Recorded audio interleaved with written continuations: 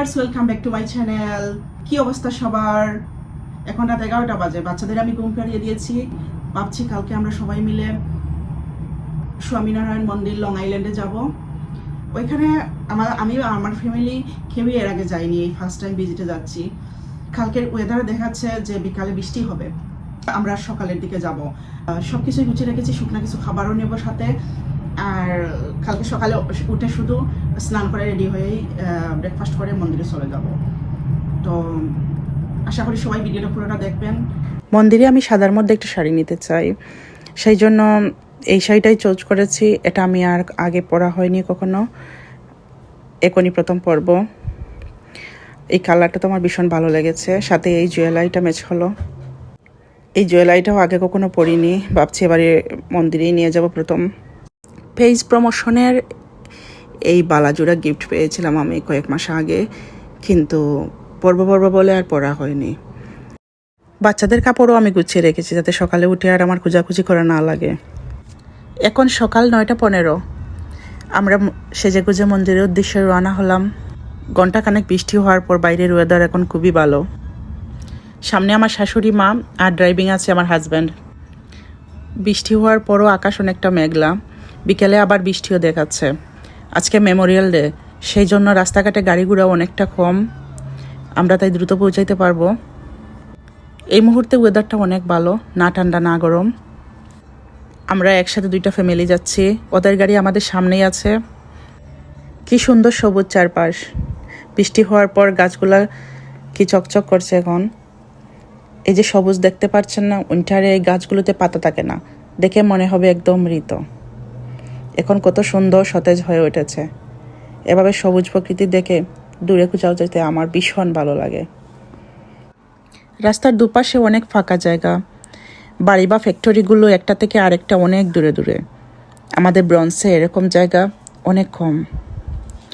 এখানটা অত busy area না, নিরিবিলির মধ্যে এরকম পরিবেশ আমার খুবই ভালো লাগে। ইট পাথরের নগরী থেকে বেরিয়ে এসে এরকম একটা নিরিবিলি পরিবেশ সত্যি খুব এনজয় করি আমি। রাস্তার পাশে কি সুন্দর ফুল গাছগুলোতে ফুল ফুটে আছে, পুরো গাছ ভর্তি ফুল।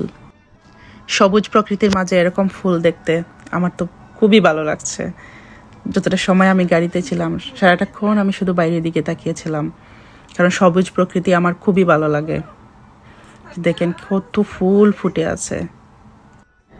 আমরা যে মন্দিরে যাচ্ছি সেটা আমাদের বাসা থেকে দেখাচ্ছে 30 মাইলস দূরে, আর লাগবে আমাদের 45 মিনিটস।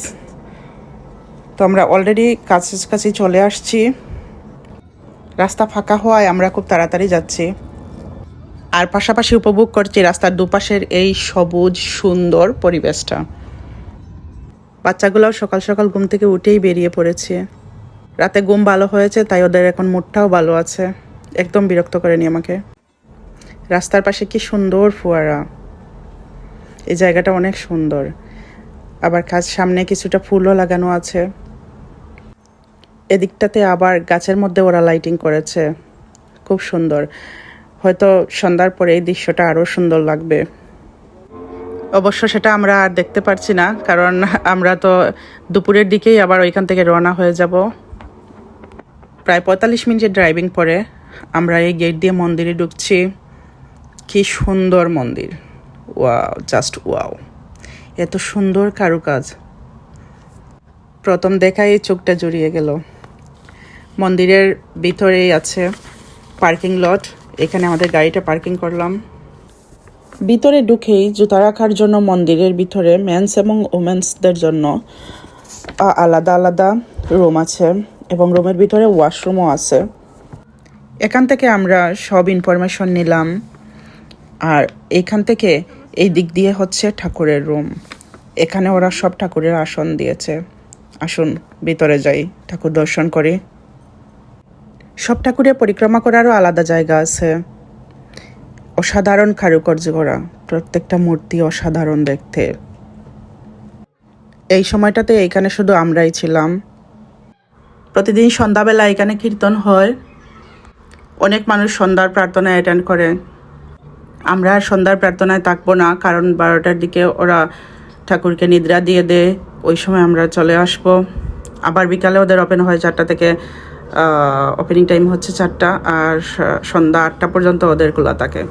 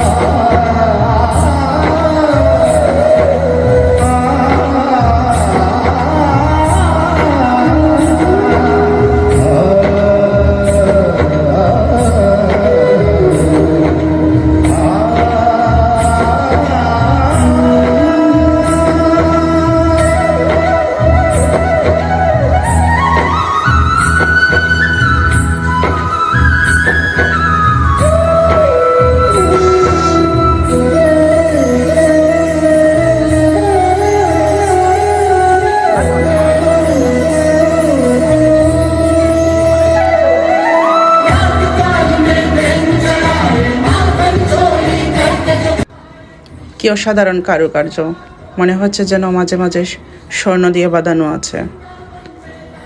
এই স্ট্যাচুটা হচ্ছে শ্রী নীলকান্ত বর্ণে মহারাজের।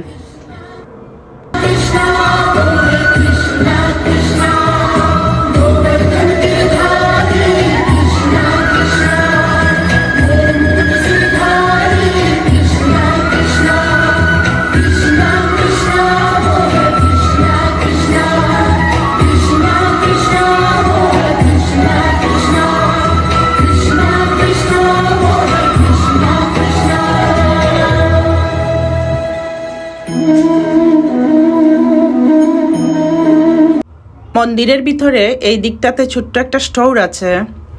স্টোরের ভিতরে শুকনা প্রসাদ রাখা আছে, আর আছে পূজার জিনিসপত্র। কেউ চাইলে এখান থেকে পূজার জিনিসপত্র কিনতে পারেন, বা ঠাকুরের প্রসাদ স্বরূপ এখান থেকে এই বক্সগুলো নিতে পারেন শুকনা খাবারের। এই সুন্দর আসনটা আছে এখানে, আর এটা সবচেয়ে বড় আসন। বাকি আসনগুলো ছোট্ট, এইটাও কাঠের, বাকিগুলো ছোট ছোট। এই যে দুটো আছে বাইরে রাখা। এই মন্দিরটা দোতলা বিশিষ্ট। এটা হচ্ছে নিচের দিকটা, এইটাও হচ্ছে মন্দিরের পিছনের দিক। এখানে একটা বল ব্রেকগ্রাউন্ড আছে। আমরা পুরো মন্দিরটা ভালো করে ঘুরে দেখলাম। দুপুর 12টা বাজতে ওরা মন্দিরটা ক্লোজ করে দিল, আমরাও বের হয়ে গেলাম। এই সময়ের ভিতরে আমাদের পুরো মন্দিরটা ঘোরা হয়ে গেছে। 12টা বাজতেই ওরা মন্দিরটা ক্লোজ করে দিল। এইটা হচ্ছে বাইরের অংশটা মন্দিরের। বিশাল বড় পার্কিং সামনে। উইকেন্ডে এখানে অনেক মানুষ হয়। শুধুমাত্র স্যাটারডেতে ওরা এখানে প্রসাদের ব্যবস্থা রাখে সবার জন্য, আর অন্যান্য দিন আসলে শুকনো প্রসাদ পাওয়া যায়। অবশ্য আমরা এই শুকনো মহাপ্রসাদটা পেয়েছি। সকালে আজকে আর চাটা খাওয়া হয়নি, ভাবছি সবাই মিলে একসাথে চাটা খাবো। আর বাসা থেকে সবাই যা শুকনো খাবারগুলো নিয়েছিলাম ওইগুলো এখানে সবাই মিলে খেলাম। দিনটা সত্যি অনেক সুন্দর আমাদের কেটেছে, খুবই ভালো লেগেছে। আর আমরা ঘন্টাখানেক সময় এইখানে হাঁটাহাঁটি করে তারপরে বাসার উদ্দেশ্যে রওনা দিলাম। আমার ভিডিওটা কেমন লাগলো সবাই অবশ্যই কমেন্ট করে জানাবেন। আর এই মন্দিরে কেউ যদি গিয়ে থাকেন তাহলে অবশ্যই সেটাও জানাবেন আমাকে কমেন্ট করে।